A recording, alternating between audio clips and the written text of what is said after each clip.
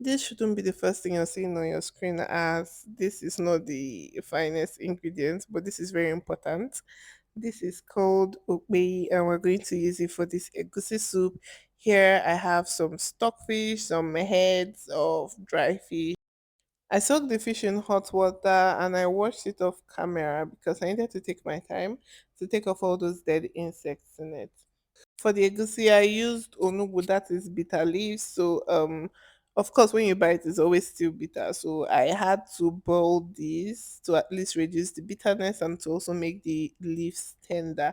So in the pods we have some meat. Sometimes I like to use this onga spice for soup, just sometimes. So I put that in.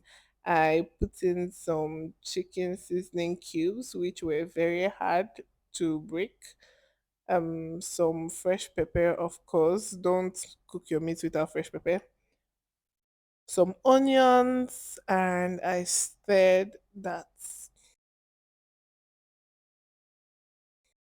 I covered it and allowed it to cook. So in a bowl, I put in the egusi I was using and I put in some water.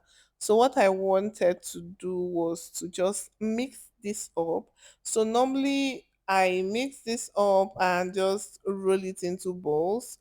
But on this particular day, I just mixed it such that I can use my spoon to scoop it into the pot. So checking on the meat, I added some water. So from the title you can tell that I didn't use palm oil for this.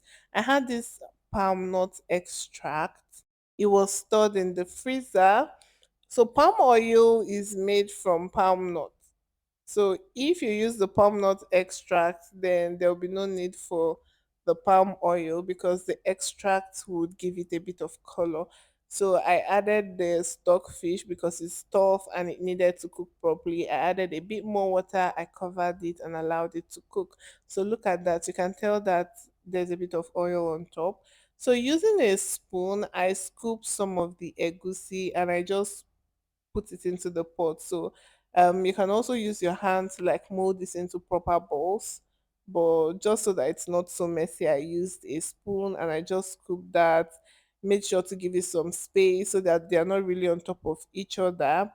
Eventually, you can use the cooking spoon to just break it apart, or you might even break apart while boiling. So when the egusi had cooked properly, I put in some okbei, some pepper, some salt, a lot of crayfish, very important.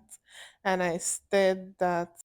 Building flavors is very important in whatever meal you're cooking. So, of course, I added some uziza leaves, a lot of it actually, and I love uziza leaves in egusi soup.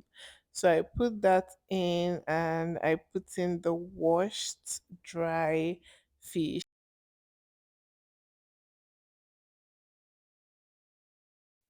Stirred it a bit and allowed it to cook for about 15 minutes. And I added in the bitter leaves. I tasted it, adjusted the seasoning, and covered it to cook for another 15 minutes. And the soup was ready. I loved the color of this egusi soup, and that palm nut extract just took the taste to a whole new level. I hope you try this. I will see you in my next video. Bye.